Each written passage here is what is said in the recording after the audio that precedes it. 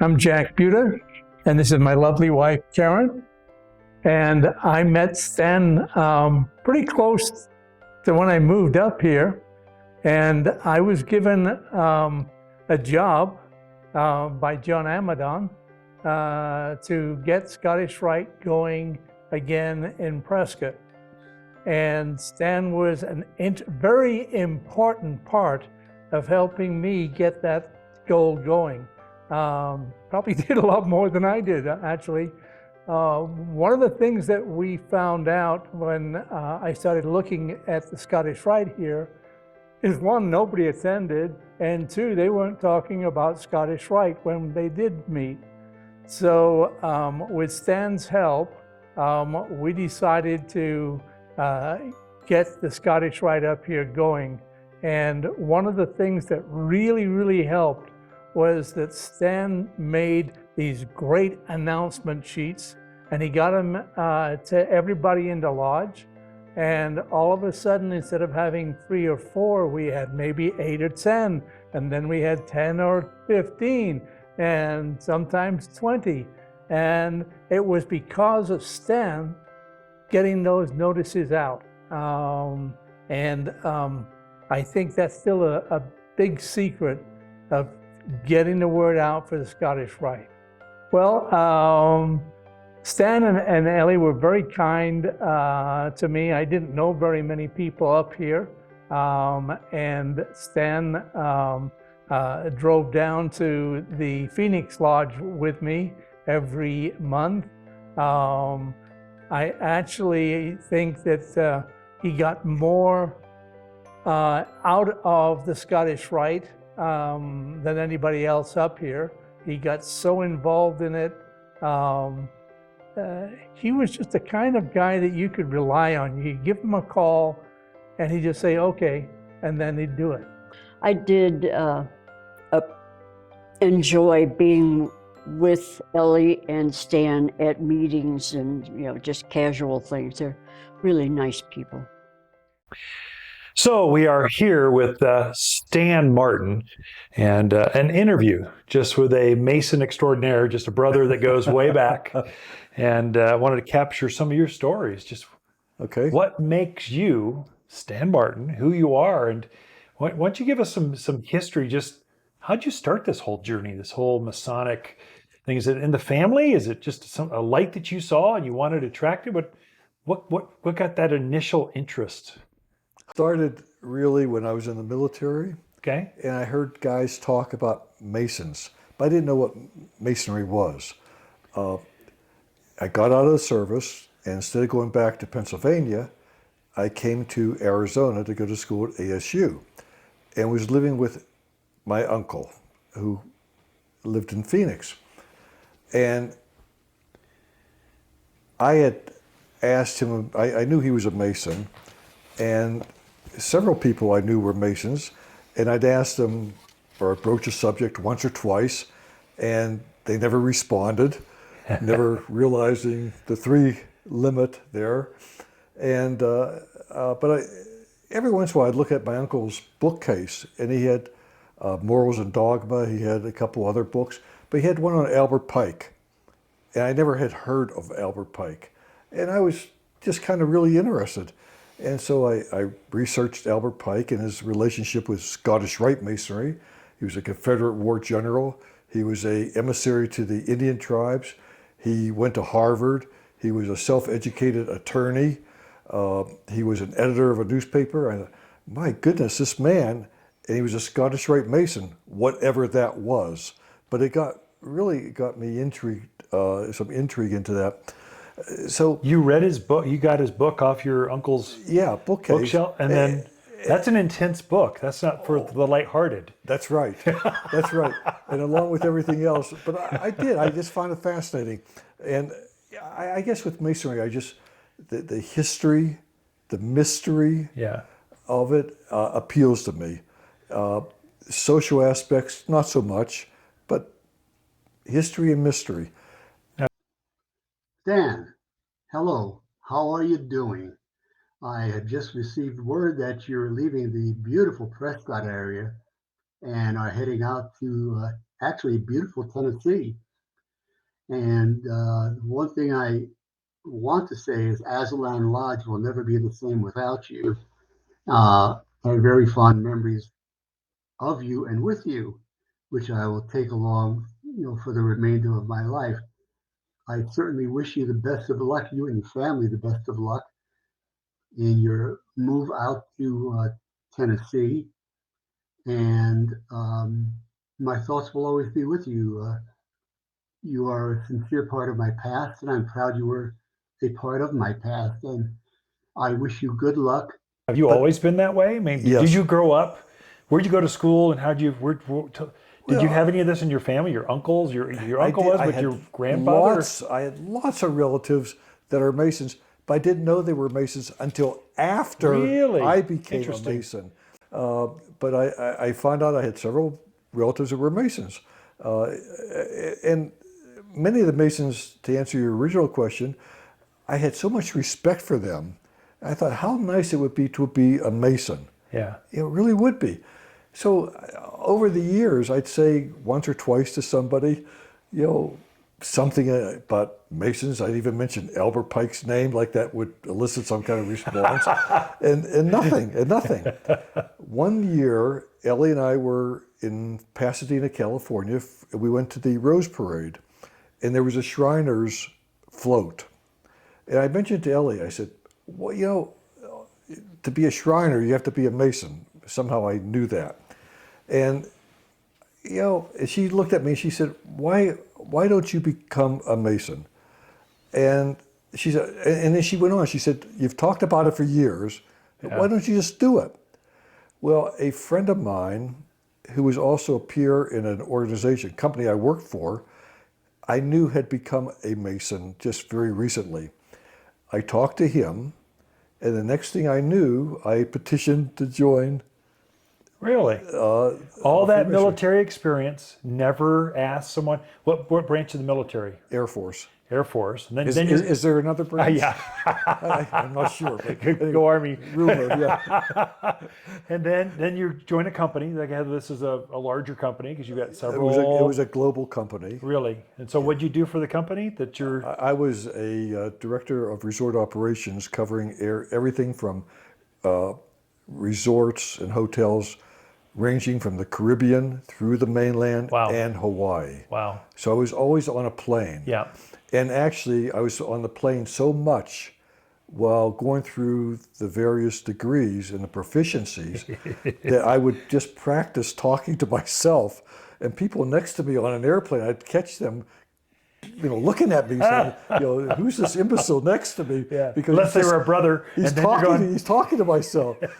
So, but relatives, it's just really kind of interesting because I mentioned the history, the background, decades ago, but more recently, I was talking to my first cousin outside of Pittsburgh, where I grew up, and found out that her son, who is probably close to 30 now, is a Mason.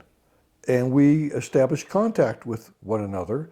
He's in the Northern Masonic jurisdiction of Pennsylvania, and he's been active in his lodge and so on and so forth. And I just thought that was kind of neat. Yeah. But even right before that's just within the last few weeks. About a year ago, we learned that Ellie's grandfather was a Mason. And in fact, learned that he became a Mason, and this is his dues card, 1910. Wow. The City Lodge of New York, 408, number 408. And what's really interesting is that can I take a look at that? That is amazing. After his Master Mason's degree, they had the big daily event at the Waldorf Astoria. The price, $5 per person. So there's my cousin from just a few weeks ago, Ellie's granddad from just about a year ago. We learned that and doing research found this information. Yeah. And then this isn't exactly a relative; it's kind of a person I call a relative-in-law. My older daughter married into a family that were the original Huguenots that came to this country in the 1600s. And they migrated throughout the country and ending up, many of them in California. I became very close, and Ellie and I are very close with his parents, his late father and his mom, Jan LaFetra. Their last name, L-A space F-E-T-R-A, LaFetra. So she was a family historian and kept a tree of life of the family. Well, one day, for about 10, 11 years, I was the librarian at Aslan Lodge. But one day I was in the library and just picked a book at random. I was just killing some time. And I was flipping through pages and I saw the name LaFetra. Really? I'd never seen this name anyplace, anywhere, other than through the family. It was really kind of interesting. Well, one thing led to another, and I wrote down all the information. This LaFetra, Henry Walcott LaFetra, was the secretary of Aslan Lodge in 1975 for 1 year only. Wow. Our historian, lodge historian, Ken Davis, and I did some research, and Ken took pictures of this fellow's signature on some of the documents at Aslan Lodge, which I sent to my son-in-law's mother. He was the missing link.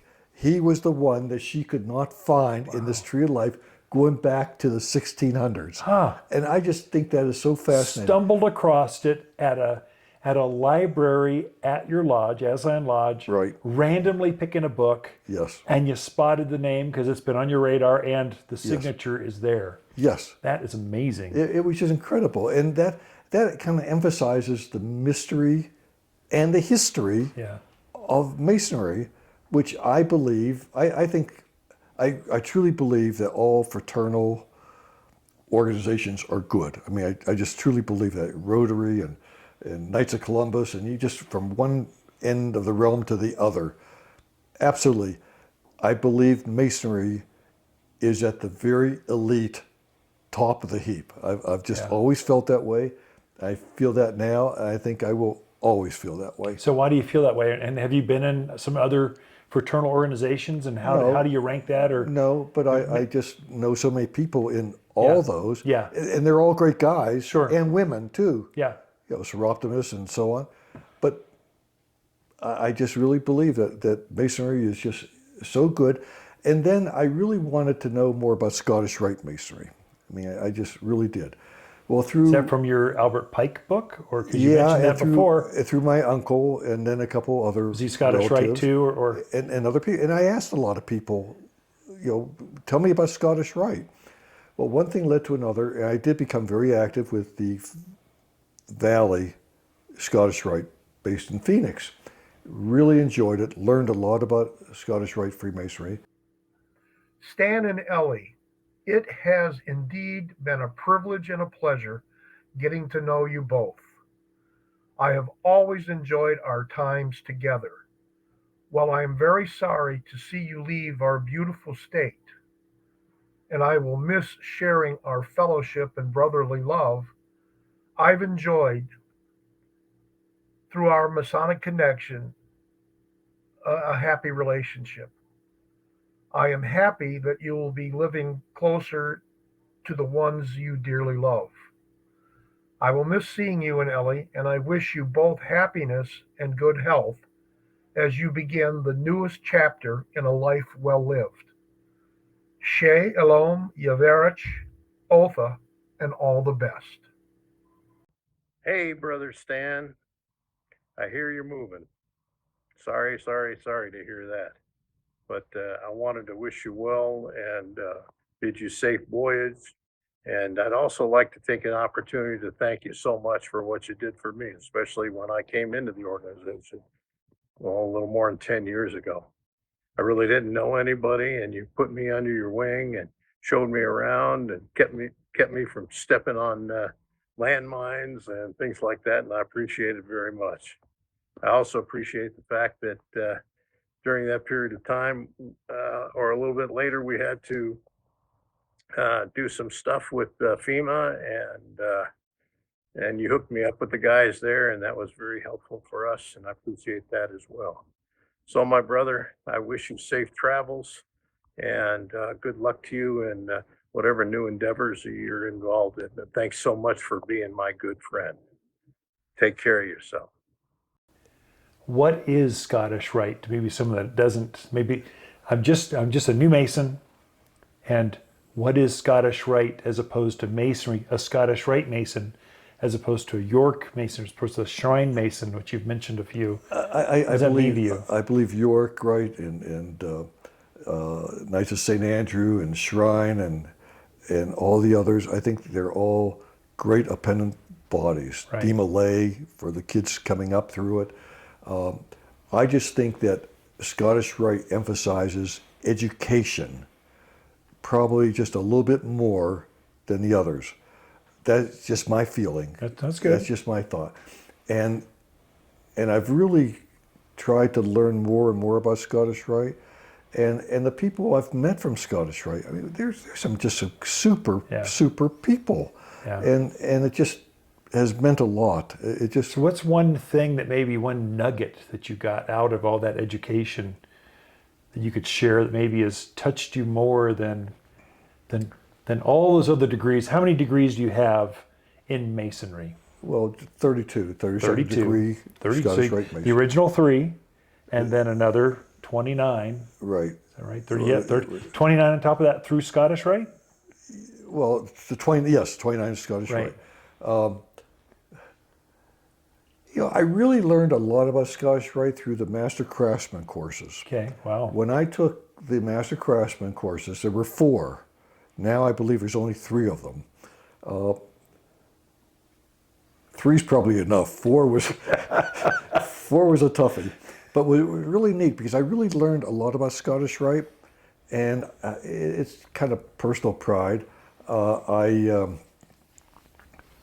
think I was either number 1 or number 2 completing 2 of the courses in the state of Arizona, and I was number 1 or number 2 in 2 of the courses west of the Mississippi. Wow. And I got a note from the Supreme Council in Washington, D.C. with that information. And when I mentioned a note from D.C., I think one of the things about Scottish Rite, and this could be true with so many other bodies as well, but when I did one of the final exams on the Master Craftsman course, I've got, and I still have it, the most beautiful note from the Grand Commander at that time, handwritten, not a form letter, just handwritten, with 3 or 4 really nice comments in there that I just really touched me. It was just really, really nice. Now, I've never taken the Master Craftsman's course. Now, there's 3 of them. What's the difference between the 3 courses, and do they focus on certain elements? Yeah, Scottish really Rite, do. and what are maybe some of those global, bigger thoughts that they're trying to hone in or make you a better Mason? I think it's very, it explains every detail, going back to the Regis poems, going back to maybe 929, the year 929, where there's the first thought about Masonry, or maybe the first recorded thing that's been brought forward. And it just goes in, it delves into just every aspect, from King Solomon's temples to the Feast of Tishri to just everything. It just, and all the individuals involved and what they did, and it just fascinating. Just breaking down the 3 degrees in detail, so you can see what the different characters are, King Solomon or a king. And actually, I don't know how many of us have really read Morals and Dogma. Yeah. It's pretty boring in some ways. Don't say that on camera. It's true. Everybody who has tried to read it knows exactly what I'm talking about.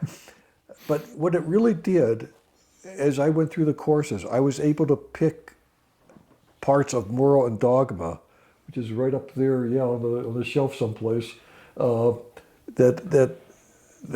really it helped explain Albert Pike's thinking, all those years ago. The Scottish Rite ritual, everything. It helped bring it to life. It made it more understandable. It wasn't just by, just accepting someone's word. Yeah, Scottish Rite is about, it's higher plane thinking, just why, what does that really mean? And then they've got different ways of explaining that so you can see it from different angles, which are what I appreciate about it. I think it was very worthwhile. Yeah. I think it is very worthwhile for everyone to take the course. Now, you have been Mason of the Year. Yeah. That's a very high honor. I know, that's the plaque on the wall right up there. I was reading that earlier. How did that touch you, or what did that mean to you? That was one of the really few total surprises. I went to lodge one night, and one thing led to another, and asked Brother Stan Martin to stand, and I stood up and awarded the Master Mason of the Year award, and I was just shocked. I mean, I didn't anticipate it. I didn't think of it. Really? It never entered my mind that it would ever happen. That might be the reason. Yeah, I just, wow. And yeah, it just means a whole lot. And I walk into the lodge now and I see my picture up on the wall, one with my KCCH picture and with High Country Scottish Rite, and the other one, Mason of the Year. And I think, gee whiz, that those pictures are up there with all those old men on that side of the wall, and it's just a really wonderful feeling. It's a very, very poignant feeling. Did you do anything to deserve that, or what did you do leading up to that, and where the leadership would go, that Stan Martin, I think he should be Mason of the Year? I think it was a mistake. I think there must have been another Stan Martin, and somehow I stood up before he did. Brother Stan, there's really not enough for me to say about you. For all your support you've given me, from coming in, to the books to read, to the articles, to the questions, you have continually sent me down a path to seek further light, and you are one of the few individuals I can genuinely say has made a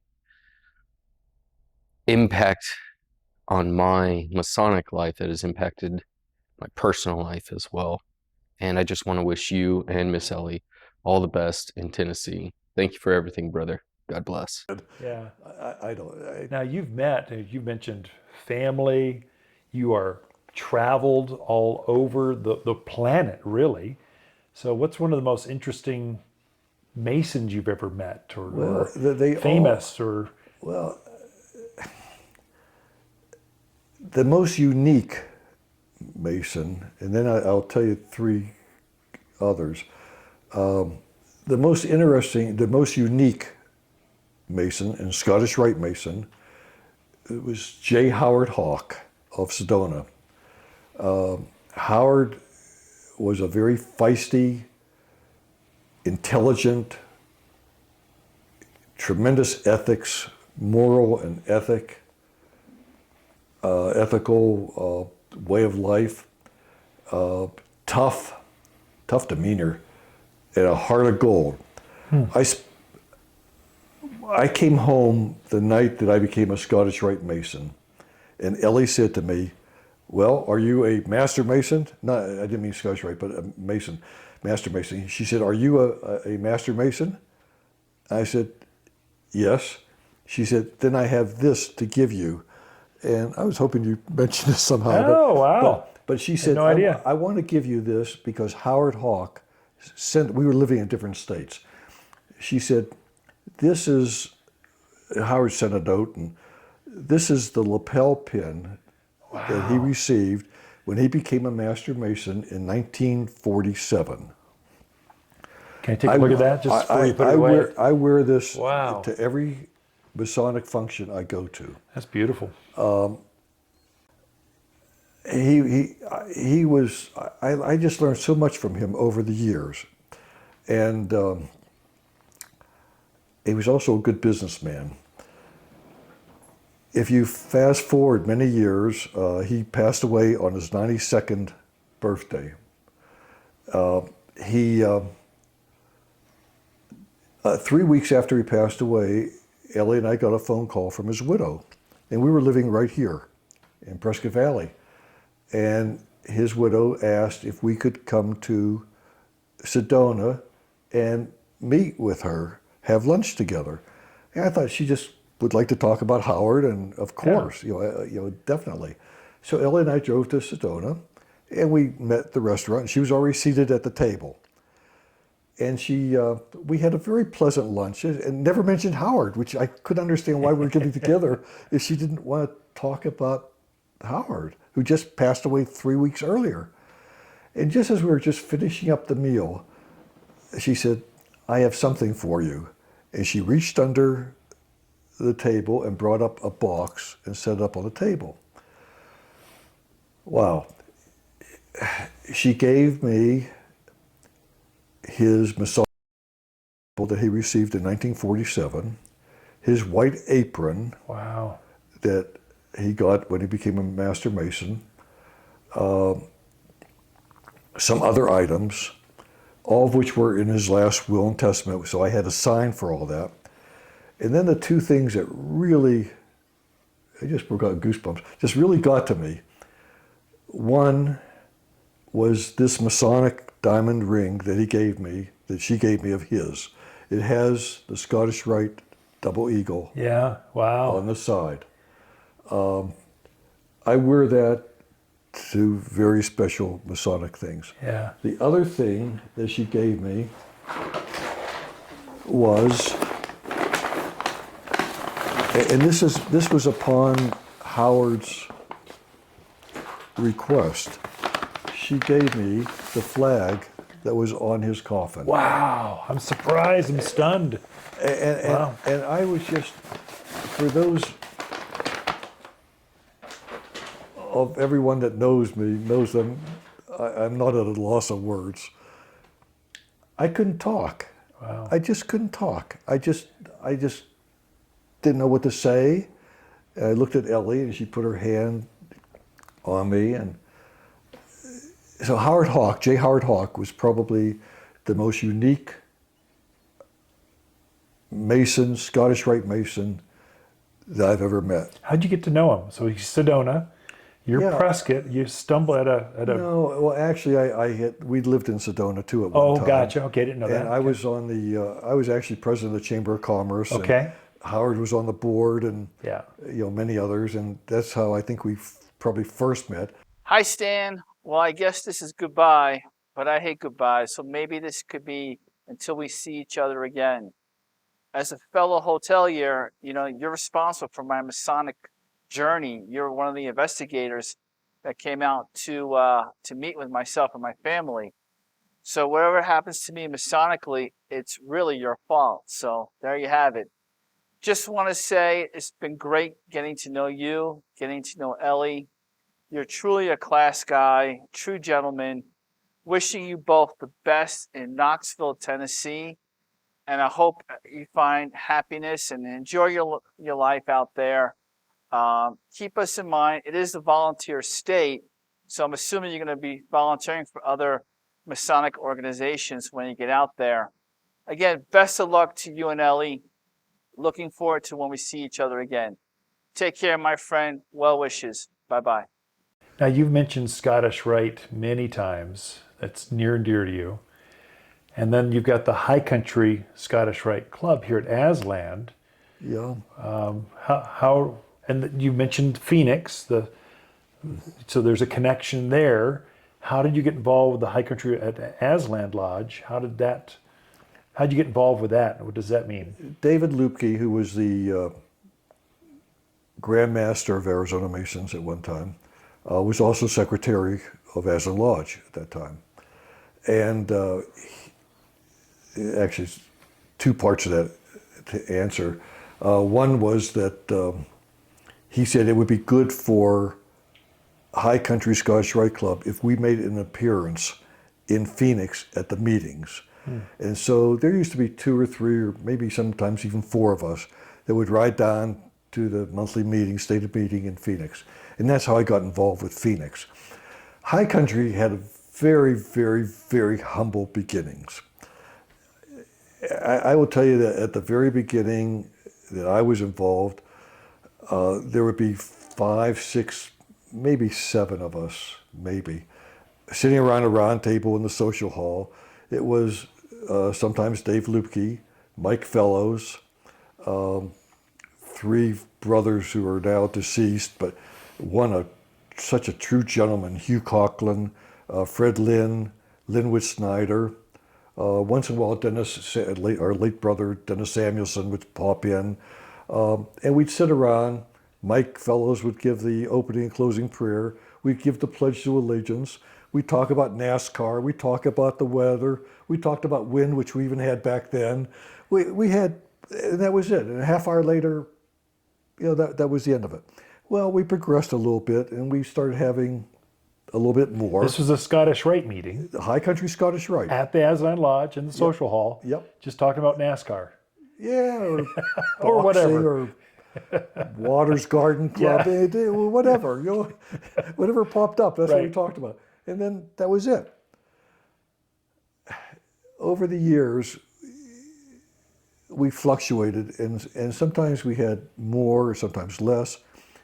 But it's just amazing that there was a thread that tied us together year after year after year after year, until now, High Country is a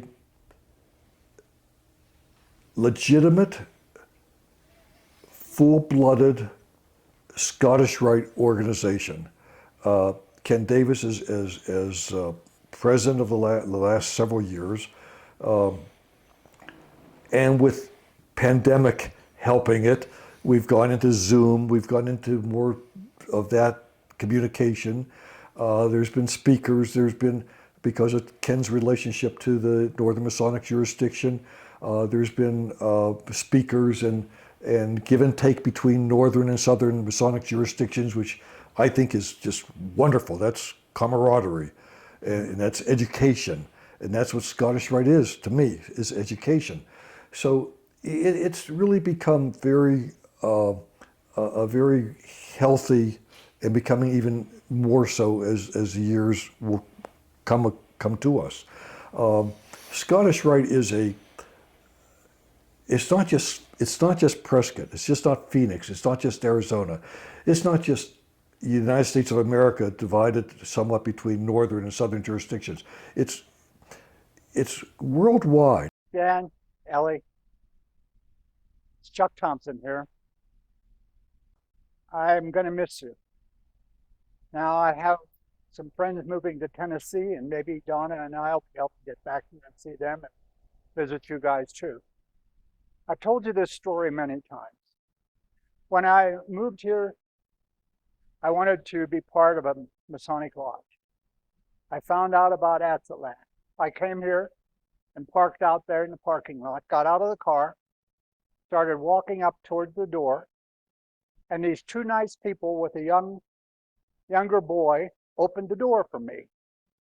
And we started to chat, and that's when I found out that you guys were from McKeesport. That's really close, and I've appreciated our time together, and I appreciate the fact that you have been sending me those epistles that you have written. I will cherish them and read them, and hopefully we'll meet again. Thanks. And if I may, I'd like to tell you there's 3 instances which really I'll never forget. Ellie and I were in London, and we were with relatives. And I don't think I should I'll call them Adam and Eve, okay? Adam and Eve, very close relatives. So we're standing at the Thames River waiting for a couple of tourist boats to come through. Because we were signed up to go. And Eve was very pushy, and she just didn't like waiting behind the little line there. And there was a guy with a clipboard, and he was writing down names, and the boat was late, or the boats were late. And so finally, two boats come pulling up, one over here and one over here, one to the right, one to the left. And Eve, as soon as she saw the boat to the right, she just went right to the right. And Adam and Ellie and I started across the line, and the fellow with the clipboard put his hand on my chest. And he says, brother, I recognize your hat. I had the Scottish Rite double eagle hat. He said, he lowered his voice. He said, do you want me to let her just go? Because you're booked on this boat, not that one.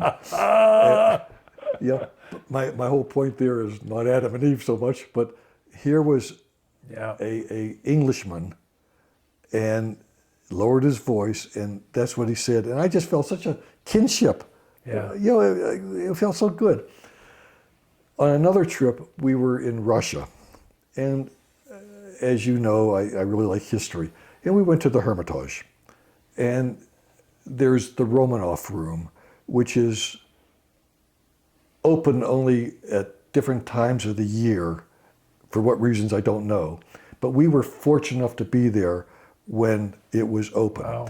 I don't want to call myself a student of the Romanovs, but I've really studied them over the years. My family background, my paternal background, my dad's parents and his 6 older siblings are from Russia. I also have Russian relatives in Ukraine who may be fighting one another for all I know right now. Terrible situation. But anyway, I've always studied the Romanovs. It just, their family history just absolutely fascinates me. So here we are, standing in the Romanov room, and there was like theater roping to separate those of us that were looking onto the golden throne of the Romanovs, which we could not walk up there. However, where we were standing was carpeting, very beautiful carpeting. In the middle was the crest, the double eagle crest of the Romanovs, okay? As usual, I'm wearing my Scottish Rite hat. Just like in the James Bond books, on each door there's a woman or man or guard or something watching. Well, I kept hearing an undermining of voices and so on, and I couldn't understand, nor was I really paying attention. And then I felt people kind of drifting away from us, and I thought, well, it's time to leave. Anyway, make a long story short, the guards, who happened to be 2 women at that time, one on that door and one on that door, saw me standing on the seal, which they must have taken as being disrespectful, because I also had the hat on. So who am I? And it was getting, honestly, uncomfortable. And I thought, geez, I'm going to be inciting an international riot here in a minute. And I looked at Ellie, and she says, honey, I think we ought to leave. And we did. But it just was interesting to me that the Scottish Rite emblem or logo had such effect in such an out-of-the-way place. But then the flip side of that, on still another trip, we were in Spain. We were in Barcelona, Spain, and we were on a tourist bus. And I like sitting on the aisle because I can stretch my legs out. Yeah. And the guy that was sitting on the aisle directly across from me leaned over and he pointed at my hat and he says, brother. And one thing led to another, and we're both Masons. He was a Scottish Rite Mason from, I don't remember where, but someplace in the United States, and they were on tour. And while we're talking, the guy in the seat behind us leaned over and put his head between this fellow and me and says, hey, I'm one of you too. And I'm from, well, and I just thought that was so neat. So when we got off the bus, the 6 of us were, talking and so on. So. But those are examples of Scottish Rite that probably are not meaningful to anybody, but those of the few that experience those kind of things. And there's been other experiences, but those are the 3 that really pop out. Stan Martin. He's been my friend since I got here. Well, I think I first met him in 2010, but finally in 2013, we started getting together, and some of the most interesting discussions. The man knows more than I think I'll ever know. And I've enjoyed reading his treatises on whatever topic he's decided to put together.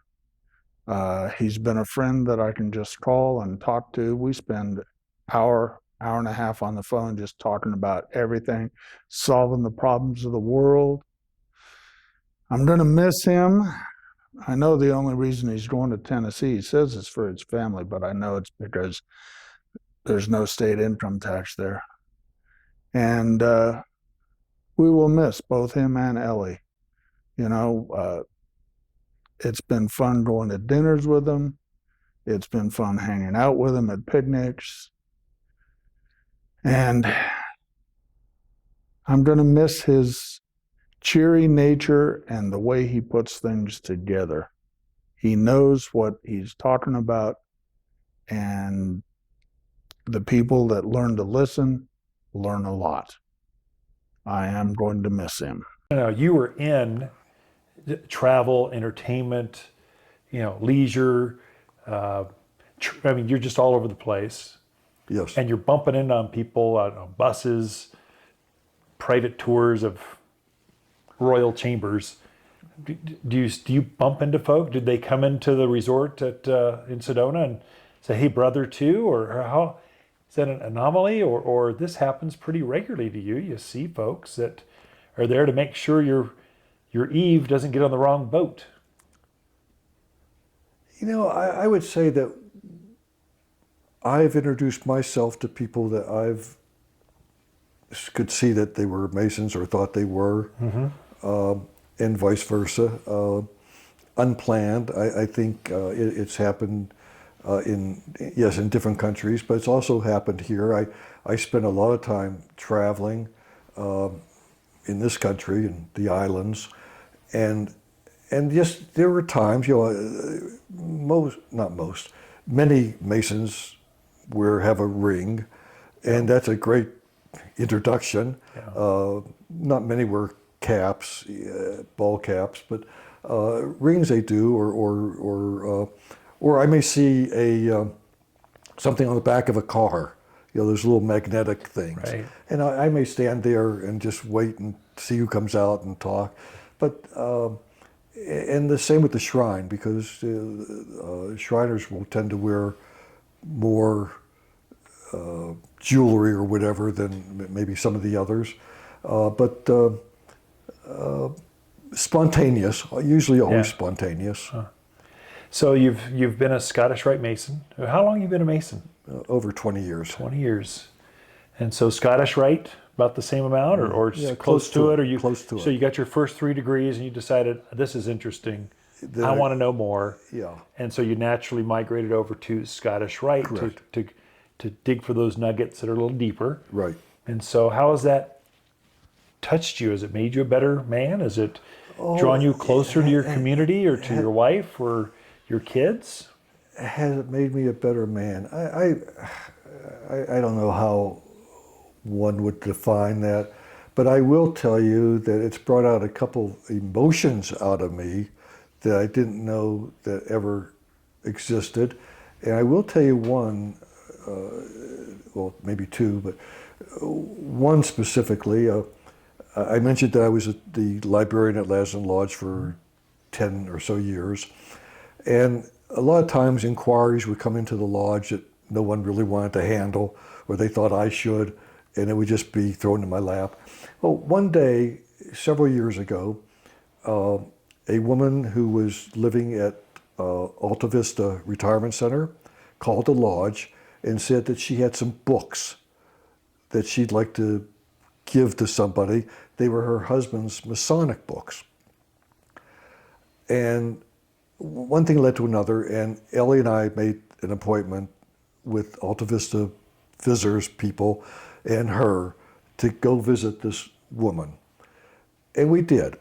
And she was just a little frail, elderly lady, and she was just so hospitable. It was just so sweet. She was very sweet. And she showed me the books, and there were, it was her husband's Masonic Bible. They got upon presentation. Another Masonic book.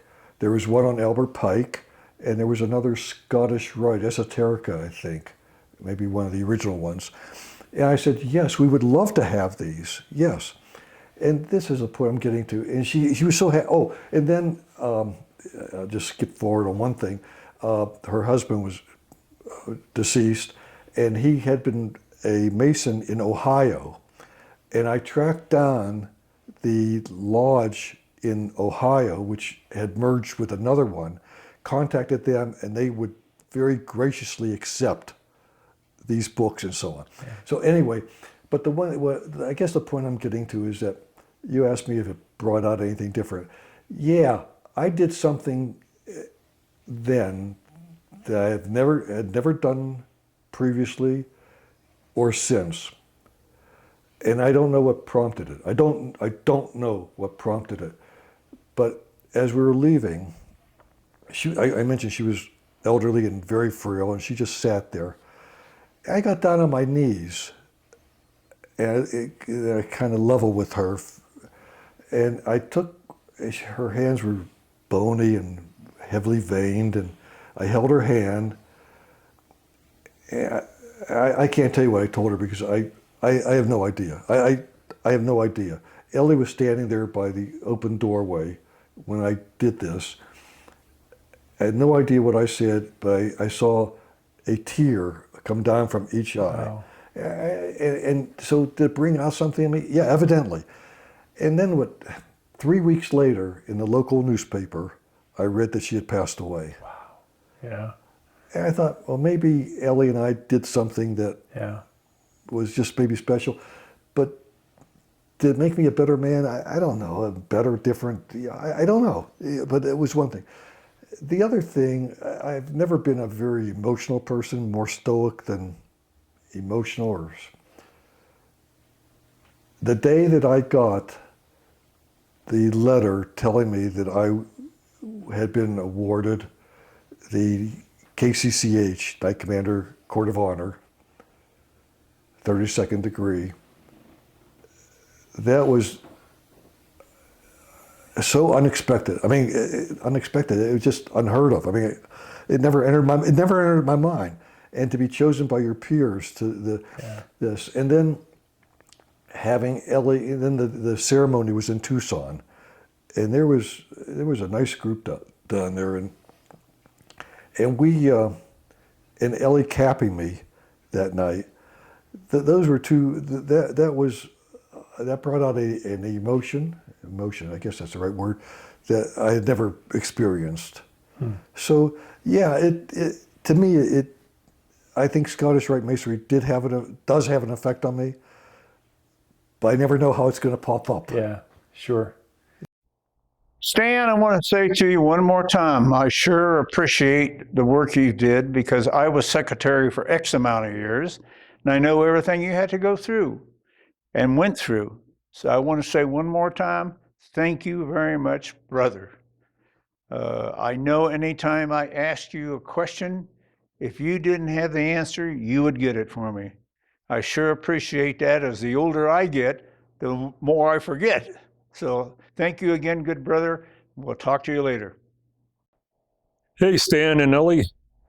I wish you the best on your new adventure. I know you're going to enjoy it out there in Tennessee. Haven't lived there for 6 years. It's a beautiful state, and there's plenty to do. There's a lot of history out there, so I think you'll enjoy yourself. And I'll always remember, Stan, all the times we rode together to the Scottish Rite meetings. Those were very pleasant, and going to miss you. So again, I wish you the best. So what's next? So this is your 20-year journey, and well, what's next is that after all these years in Arizona, we're moving to Tennessee to be closer to family. And while we were there, this last time, a few months ago, we stopped by the Scottish Rite Temple, which is like a block long in Knoxville. It's adjacent to University of Tennessee. And we drove up and started walking toward the front door, and it was high noon. and 3 gentlemen were walking out, and they locked the door behind them. And I introduced myself and said, when's a good time to come back? Because we'd like to see this, but we're only here another day or so, whatever it was. And they said, oh no, we'll take you in now. Wow. They took us inside the Scottish Rite Temple, a huge All place. 3 of them, or just one Yeah, of them? all Just- three. Really? All 3. They turned on all the lights in the building. Wow. I mean, you know, I mean, it's a Yeah. block long. It's Yeah. huge. Turned on all the lights, took us backstage, front, lodge, meeting rooms, hallways, recreational, kitchen. They just showed everything. And then this is really the cute part. So they took us into the office, and there were 3 women working in the office. And he said, ladies, I need your attention, please. He said, there was a secretary who was a 33rd degree Mason. He said, this is our brother, Stan Martin, from Arizona, and this is his wife, Miss Ellie. Nice. And we got that so cute, that Southern charm, wife and Miss adjacent to each other. And Ellie will just absolutely attest to this. And I will say, never in all my Masonic travels or travels anywhere have I ever been, or have we, I should say we, because both of us, have we ever been so warmly received as we were by these 3 strangers who were not strangers in that sense. Yeah. They were Scottish Rite brethren. And they just couldn't show us enough and tell us enough and say, we want you to come back. And it was just wonderful. So where does that take us? You know, we're going to, after roughly 60 years in Arizona, we do not want to leave, but it's the right thing to be closer to family. And the family really wants us to be closer to them. And there's, I think, like 3 or 4 Blue Lodges in Knoxville, and there's the Scottish Rite Temple, and there's a shrine, and I probably will say hello to all of them. Very good. Yeah. Hello, Stan. Moving to the south. Well, I have to tell you that I like that because I grew up just south of Memphis, and that's pretty close to Tennessee. And as a deep Southerner, and I grew up in Mississippi and went to Memphis to do all our shopping. That was a real treat. We'd go to Memphis and go to all the stores, and it was something. So when you're going to Tennessee and going to become a Southerner, I'm all for it, and I hope you have as good a time as I did growing up there. Anyway, have fun. I know that you're going to be a little further north than Memphis, but nevertheless, it's all Tennessee. And I hope you enjoy it a lot and get to know some good Southerners as well. So now, what, maybe for someone that's not Scottish Rite, just has they're a new Mason, just raised. They got 3 degrees. And you get out and you kind of go, God, what did that really mean? Because it's overwhelming. Yes, it's it is. powerful. Yes. And they want to know more. What advice would you give a new Mason just last week became a brother? So before you leave, what's something maybe you could impart to them that would be helpful to their Masonic journey? I would tell them I would like them to read 2 specific books on Masonry. Bridge of Light and the Arts and Crafts. I think those 2 are just elementary, but well written. I would not, if they were just brand new Masons, as you just stated, I would not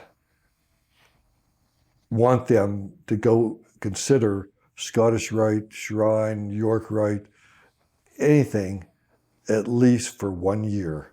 Okay. I think that I have no clue as to what took place through my 3 degrees.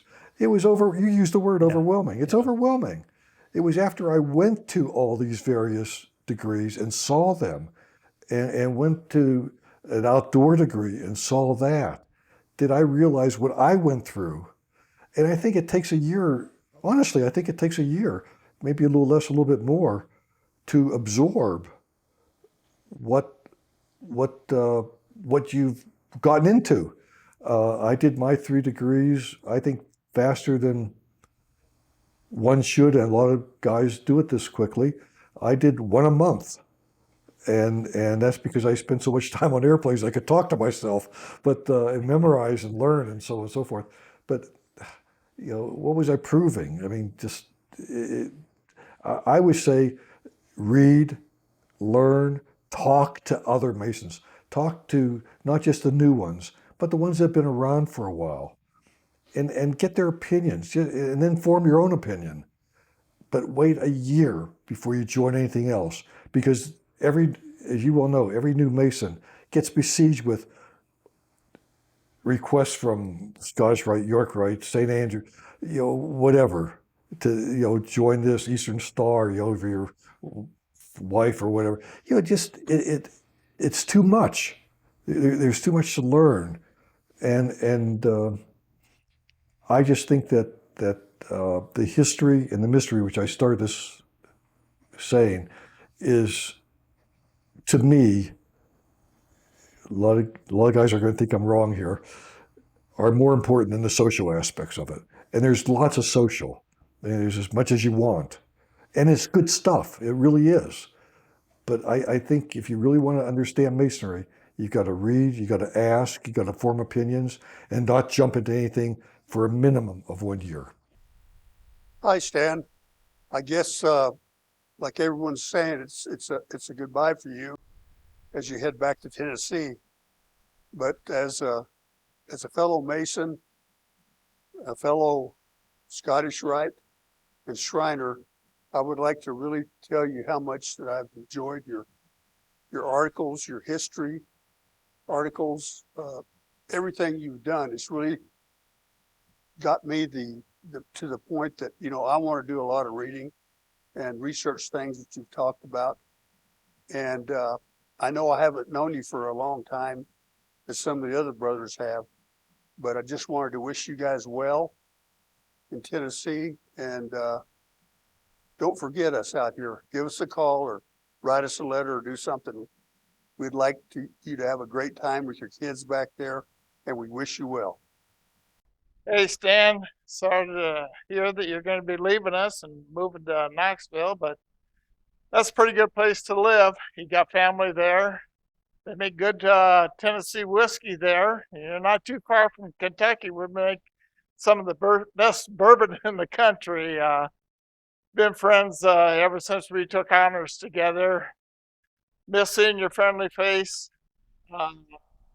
Good luck and best wishes to you and your family. Yeah. So, okay, you're going to Tennessee. Got 20 years into this. Obviously, you're a brainiac. You're a deep thinker. You're gone. You've read the books. I see your library. I see the accolades. How deep can you go? Do you ever get there? Do you think you've arrived, or is there more to learn? Or when do you finally get the baton that says, I'm at the end? You're never at the end. You're never at the end. I mean, I took I mentioned the 4 Master Craftsman course. If I were to take them today, I'd see them altogether differently. I've heard so many fellow Masons say at the end of a stated meeting, or specifically after the end of each of the degrees, every time I come, I hear something different. I learn something different. Yeah. And it's true. I mean, the one thing about Masonry which is really neat is it never changes. One thing about Masonry that's really neat is that it's constant. It's just continually changing as to your maturing, your maturation process. No, I don't think there's ever, can you say I want to be this or that? Well, as soon as you say it, that's when it's not going to happen. You just let it go and take it as it comes and learn. So I'm sensing you would do it all over again if you had to. So it's been worth the journey, and it's not done yet. Correct. Yeah, that's good stuff. Appreciate you sharing your story. That's super interesting. I bet we could keep going for hours here. So Probably. super interesting stuff. Thank you so much, Stan Martin. Thanks, Ken. Mason of the Year here in Prescott Valley. Aslan Lodge.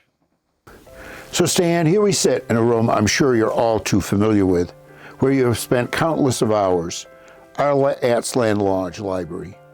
Over the years, you've spent a lot of time in this building.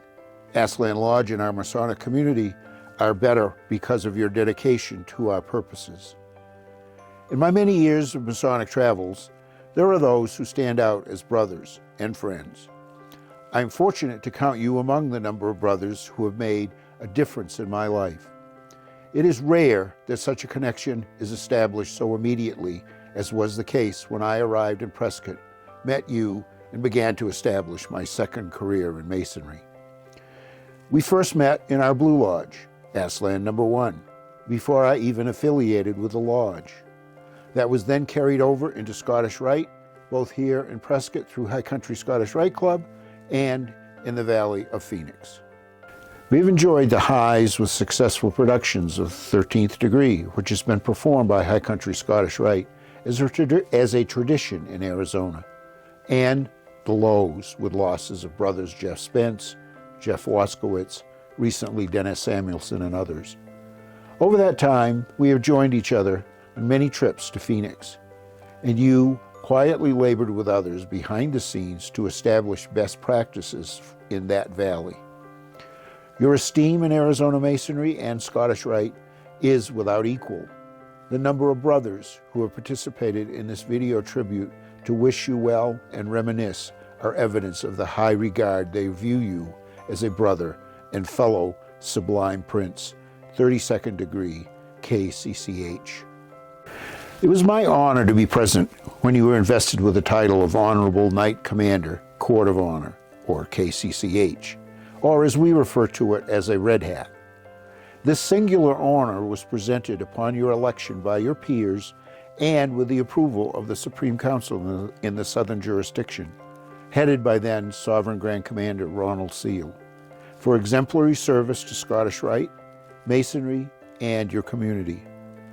You, along with others here in Prescott, as I have become president of High Country, have continued to provide me with wise counsel as we have charted the course of Scottish Rite in the Prescott Masonic community.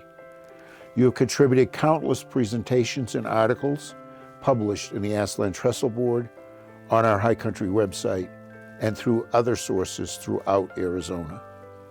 You have supported with your assistance in planning programs and in reining me in when my ideas went beyond the ability of our small organization to deliver. While we're smaller in real numbers, as is Masonry in general, than at other times in the history of High Country, such as when you and illustrious Jack Buddha were at the helm, we have continued to unite Scottish Rite, Masonry, and the Masonic family in Prescott and elsewhere in Arizona through our programs presented to our brothers, friends, and ladies. I know you and Ellie are leaving somewhat reluctantly, being blessed with good health, but with the acceptance of the fact that with age, being closer to family is important to those of us who fall into the senior citizen category and to those who care about us and want to be able to offer the love and care we might need as we age. You have already begun to establish connections in the Masonic community in Knoxville, and you have our continued prayers that the Grand Architect will grant you many more years of service in that jurisdiction, which will be rewarding to their membership and fulfilling to you as well. When I found out you were relocating, I immediately suggested to you that COVID has shown us the ability to communicate with one another through social media resources such as Zoom, which will allow you to continue to offer us presentations, articles, and will allow us to see your smiling face. May God bless you and Ellie in your new adventure, and as you continue your labors in our gentle craft. Ladies and brethren, a hearty round of applause and appreciation for our brother Stan and his lady Ellie.